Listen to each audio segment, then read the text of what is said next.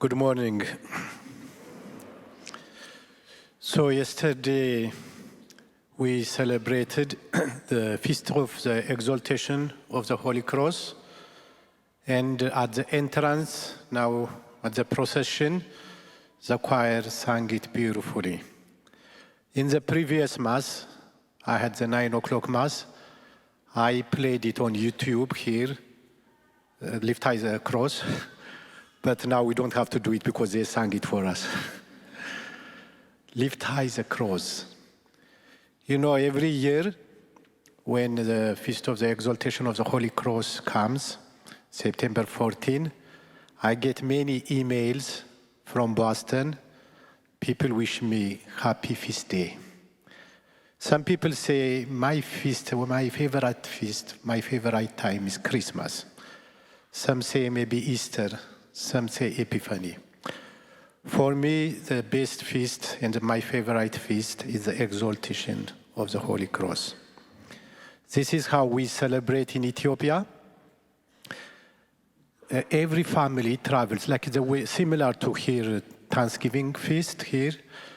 Ethiopian people from here, from Europe, from Arabian countries, and all over, all Ethiopians travel to Ethiopia for the celebration of Exaltation of the Holy Cross. So, for 1 week, there is no work. Some people liked that, actually. Now, after 9 o'clock, some people told me, I think we need to go to Ethiopia. For 1 week, no work, and just enjoy. Anyways, last year I didn't go because of the war. This year I couldn't make it. But for 1 week, we slaughter a lamb or a cow. It depends upon you are rich or poor. Just to see the blood on the ground, to remember Jesus' feast, Jesus' crucifixion. So the whole week, people travel from neighbor to neighbor, rejoicing, dancing, firework. In 7 days, people go back to work. So this is how the tradition started, the Feast of the Exaltation of the Holy Cross in Ethiopia, when Saint Helena found these 3 crosses under the trash. When she asked people to dig the trash, she found these 3 crosses. One was Jesus' crucifixion. 2 were the 2 thieves.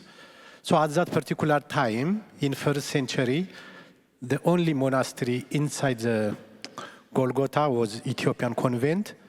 So Saint Helena gave a piece of that cross, gave it to those Ethiopian monks. That monastery is still there. A few years ago, I took people for pilgrimage. I went to Golgotha, and this Ethiopian monastery is still there. When you go in, you see King Solomon and Queen of Sheba picture. That's how the kingship started in Ethiopia. And those monks, once they got a piece of that cross, they took it to Ethiopia. So there is one Ethiopian Orthodox church, still they believe that the same cross is in that church. But anyway, that's how the feast started, the tradition of Exaltation of the Holy Cross. If you want to really know more about it, it's on YouTube. It's a very big celebration. You can check it, Feast of the Exaltation of the Holy Cross in Ethiopia. So why this feast is really so important? You know, even birth of Christ, even Christmas has no meaning without the cross. When he was before Pilate, Pilate asked him, "Are you the king of the Jews?" "You say so." "For this reason, I was born." Jesus was born for that. For this reason, I came to this world. The whole purpose of Jesus' life and mission was to be crucified, because the prophetic word has to be fulfilled. And instead of all nations to die, that's John 14, and instead of all nations to die, someone has to pay that price to reverse the days that came upon us because of original sin. Someone had to be nailed so that all nations might live. Just like Moses lifted up the serpent, Jesus Christ was lifted up so that we might have life. Even Easter. There is no Easter without cross. It's Holy Thursday, Good Friday, Easter Sunday is one mystery. So let's not be afraid of the cross. I think we all do. We can't run away from the cross. We can't hide from the cross. The more we run away from the cross, we make our life difficult. I did that. I learned from it. I learned from it. Lord Jesus, give me the grace to embrace my cross. I cannot run away. I cannot grow in holiness without the cross of Christ. Even St. Paul prayed, right? 3 times. 3 times I prayed, Lord, take away this angel of Satan from me, whatever that angel of Satan. Take it away from me and I will do anything for you. What God said, no, my grace is sufficient for you. I think the best way to deal with the cross is to ask the grace to embrace it. The cross of Christ never meant a sign of defeat. The sign of a cross, if we know how to embrace it, it's a sign of victory. Hallelujah. He rose from the dead. The tomb is empty. His story didn't end on the crucifixion. He rose from the dead. That's our story. If we die with him, we will rise with him. Ultimately, when we say God loves us unconditionally, we are saying he was crucified for me and for you. The ultimate love of Christ for us is crucifixion. True love, anyways, it requires sacrifice. Sometimes people tell me, I love you, or we say each other, I love you, really? That means I'm going to suffer with you. I'm going to sacrifice my time, my life. I'm going to lay down my life for you. That's love. That's what he showed us. One day, I was in Boston every Saturday from seminary. I had a friend, his name is Michael. Michael was converted. Before his conversion, he was really in bad shape. Anyways, after his conversion, he came to seminary, and he asked me one day, Father Tamiru, at that time I was seminarian, Tamiru, if you are willing, would you join me to go city to city in Boston to evangelize? I said, okay. Then every Saturday, we used to start with abortion clinic to pray rosary, and then we're moving from city to city. And the way Michael proclaimed the gospel, he put a big speaker in his truck, in the back of his truck, and when he's driving, he's preaching. So that the whole town is too loud. So one day the police stopped us. He said, you can't do that. Then Michael said, I have a right to preach. This is United States. There is religious freedom of religious. Then the police said, I didn't tell you you cannot preach, but you are disturbing the whole town. Anyways, we used to stop and moving from one town to another. We ended up with a city, a small village, a small city, Brooklyn. Brooklyn village, Brooklyn city. It's not far from the seminary where I went. But about 90% of the people who live in Brooklyn City, they are Jewish. I didn't know the story of the background of the city. So we ended up there. I carried the cross. Whenever we went to evangelize, I never said a word. I just carried the cross.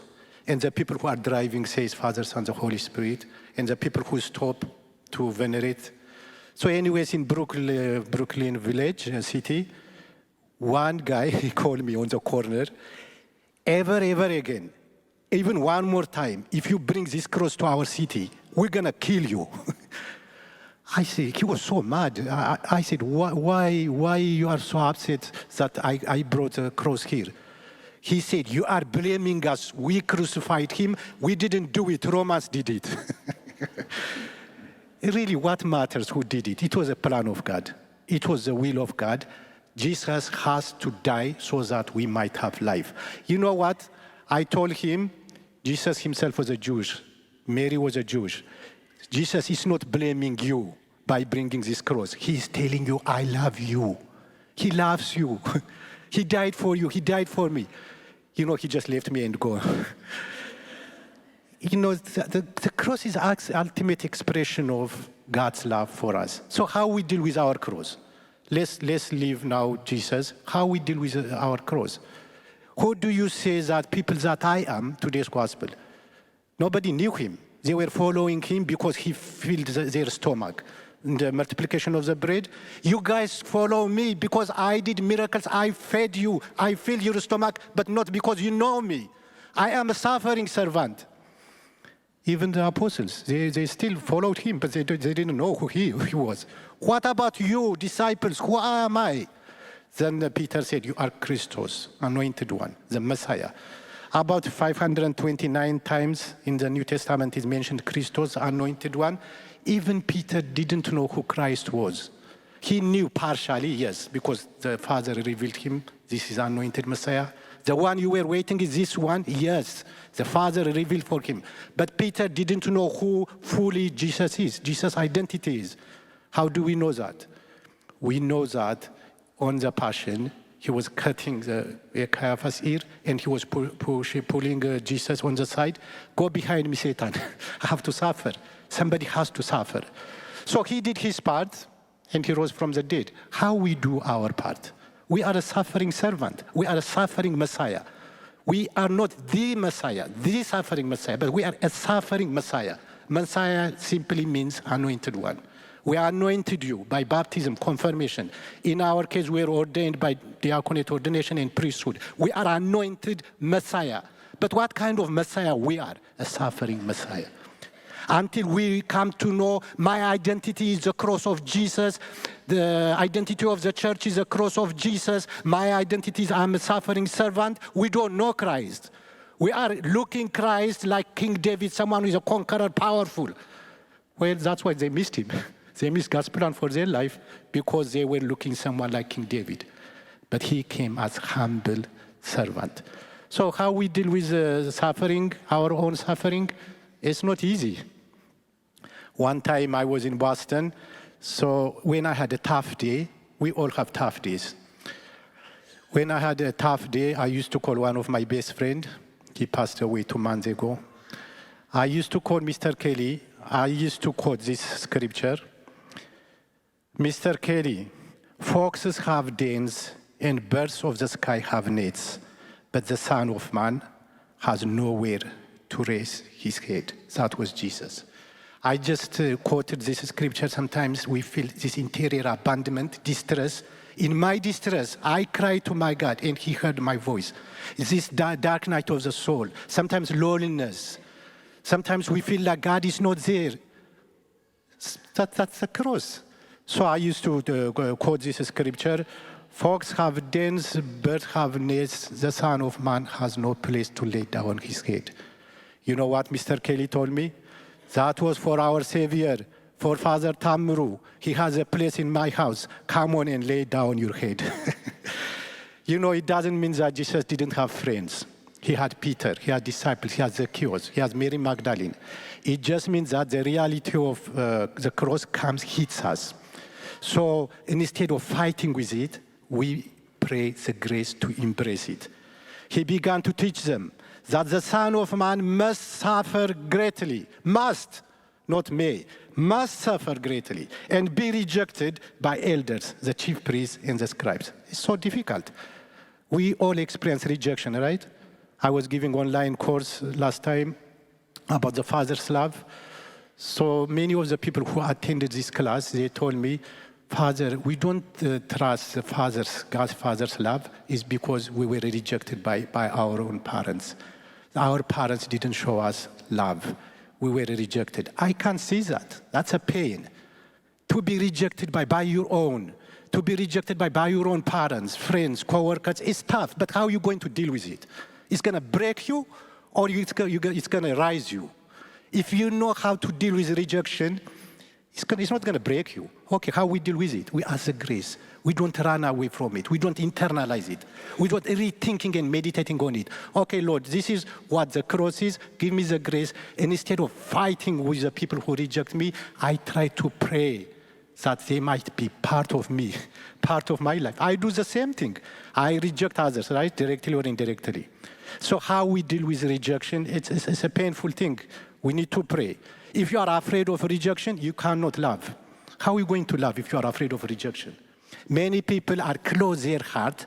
They are insecure because they are afraid of rejection. If I love, I will be betrayed again. I understand that.